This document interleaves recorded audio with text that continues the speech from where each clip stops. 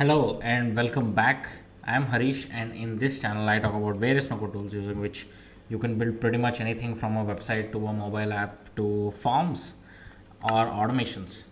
And this is episode 9 of Building with Tally.so. Tally is an insane form builder that lets you create unlimited forms and get unlimited responses without any restrictions, all for free. And episode 9 is about checking out the pro features of Tally.so and is it really worth the upgrade. With that, let's get started and check this out.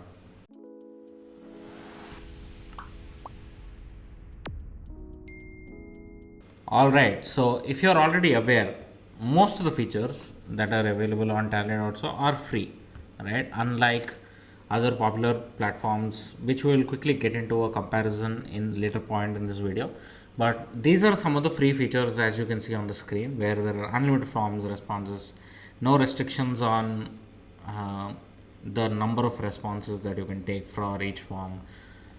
There are absolutely no restrictions on the integrations that you can enable. You can also schedule a close date, also have a response on the number of responses limit on each form, so on, right? These are all the features that are available, and actually many more you can click and see. But some of the features that the pro plan has are: number one, that is most important for me, and also I'm guessing if you want to run a lot of forms for a lot of time, I think custom domains is a great way to go about it and have your own identity for these. So to enable custom domain, let's say forms.xyz.com is something that I want, where all my forms should sit. Then you'll have to pay. If you want to invite your team members and build forms quickly and collab with others, then that is also a paid feature. And if you want to create workspaces, let's say you want to organize the different forms into different folders and identify them easily. If you have high volume, like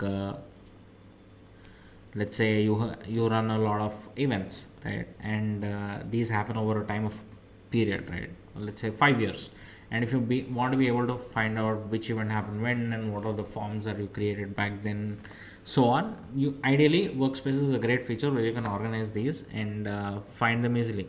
And if you want to customize a lot of the UI on the forms and also inject some of the JavaScript used for tracking like Google Analytics or Google Tag Manager or Facebook remarketing and stuff like that, then you will also have to pay for Tally Pro. And if you want to customize emails or the notifications that go out when somebody submits, then also you'll have to pay. And all the free features that you get or the forms that you build using a free plan will have a Tally branding at the bottom right corner. In the first episode, if you've not missed it, I mentioned that this is something that your users will not care about as long as you and your product are making a much bigger impact, right? But at any case, if you want to remove that, then also you'll have to pay. And the other important feature, where if you are collecting a lot of payments through the forms that you create on Tally.so, without the pro feature, you will be charged 5% commission on each incoming payment, right? If you want to remove that and not have any commission, then also you can pay. All of these are under one plan, guys. So you pay one amount per month or year, and all of these are enabled for you. And the last one, and the also another very important aspect is file uploads. If you don't want to have a limit on the file upload or individual file upload that your users can upload on your forms, then also you'll have to pay for the pro plan, right? These are some of the features, and Tally.so team has been so kind to give me a pro account so that I can show all of these to you on a form, right? So I'll just quickly go to my Tally account. I have a pro on. This is how it is available. And as I said, custom domains is a feature that is only available for the pro members. So you can enable custom domain, enter your domain name, and then you'll get instructions as to how you can point your DNS to this domain name. That's how custom domains works. Then let's go to a form and see what are some of the pro features inside the form, right? If you remember in the episode 1, we've seen that some of the features here are pro features. Like for example, respondent email notification. You can enable this and send a customized email to respondents after they submit the form, right?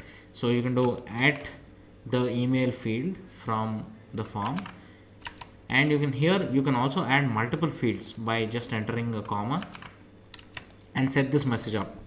And also the best part is this is enabled by default. Removing tally branding is enabled by default if you pay for the plan, right? So there is no way you can disable this, by the way, which is really interesting, right? I love the approach that the team has taken for this one. And what are the other features? There is no limit on the file uploads. There is no commission, right? You can simply add the add the form field or the block in this case, and forget about paying, right? And now, while these are some of the features that are visible, obviously the commission part and all are not visible because that doesn't have a function where you can enable and disable. So I'm not going to get into that, but let's get into why tally.so is a great alternative and if it is really worth the upgrade, right? That's the point of this video, which is the last video of the series. And if you watched the whole series, thank you so much for the support. Also subscribe. Right, so let's see why and how and is tally.so really a better alternative than Jotform as the first example, right? If you can see the screen already, some of the limitations that Jotform has for a free account are only 5 forms per month that you can create, and each form can have only 100 submissions per month.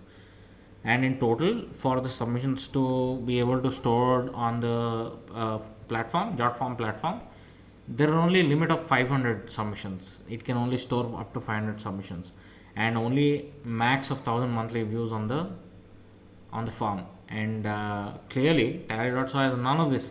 There are no restrictions on the number of forms you can create. There is no restriction on number of views really, and there is no restriction on number of submissions. Go insane. If you think your form will have 1000 plus submissions, go for it without any worry about, oh, will this restriction kill my users experience and all of that. Don't worry about any of that. While the catch still remains that tally.so takes 5% commission for free accounts if you are collecting payments only. If you are not, then you are chill.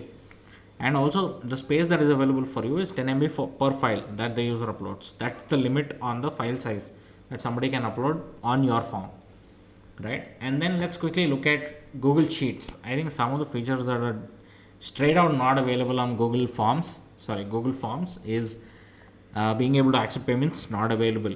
Then answer piping, not available. Hidden fields, not available on Google Forms. There's no calculator field available on Google Forms where you can calculate or do conditions, which is the condition logic and calculated field, right? Where you can calculate the order total like we saw in episode 7, where we created an e-commerce website using tally.so.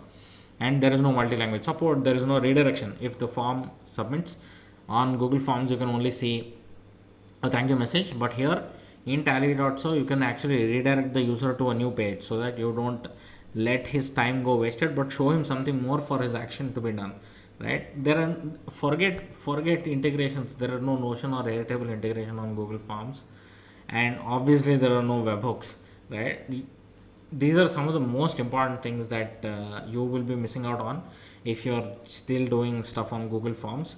The best thing I would recommend is build your stuff on tally.so and just link it to Google Sheets so that you still get your data on Google Sheets if you're reliant on doing a lot of data manipulation on Google Sheets for now using Google Forms, right? So move to tally.so for the UI of the form and have everything else on Google Sheets. That's also possible. That's not something that is not available, right?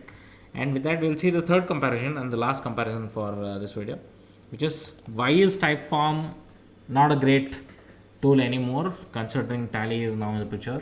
Some of the restrictions, and I am an ardent Typeform user, so I say all of this with a lot of pain. Some of the features and the restrictions that Typeform has are insane. For example, you cannot have the branding removed. You pay different pricing to get some of the pro features in Typeform, which is so unlike tally.so where you only pay one amount to be able to get the pro account and all the features unlocked, right? As you can see, for Airtable integration you pay about $30. For redirecting to a new page after the form completion you pay $60. For custom thank you pages, which is having multiple thank you pages for multiple logics, you pay $30 and more. Actually, it doesn't stop there, right? And some of the other things are file upload limits, conditional logic limits, being able to accept payments and limits on that, and then closing forms on a particular date or scheduling form closure dates. And obviously the number of responses and the forms that you can create, or the questions that you can create on the form, are also restricted on Typeform, and you have to pay to get all of these. And yeah, that's definitely why I think it's a no-brainer to try Tally.so. I don't see much issues yet with Tally.so. I may be wrong or I may be proved wrong in the future, but for now this tool looks great, and it's definitely a no-brainer when it compares to all the other three tools that I discussed in this video, which is Dotform, Google Forms, and Typeform. If you are not satisfied, and if you know what numbers you have, they also have an insanely simple calculator which is also built on Typeform, right, which you can use to see if Tally.so is better, and you can compare it with any of the other three tools that you have. Here in the drop down, you will, when you click it, you will say Typeform or Jotform or Google Forms, right, and you can click on it and answer simple questions and see if this is worth the upgrade. With that, we come to the end of the last episode of Tally.so and building with Tally.so. Drop a like if you found that useful, and consider subscribing if you found this content helpful. If you know somebody who's looking to build things without coding, send them here, because our channel is just about that. And with that, I really appreciate your time, and thank you for checking out the Building with Tally.so episodes, and subscribe if you haven't already. And I'll see you in a new series with a new tool very soon. Peace.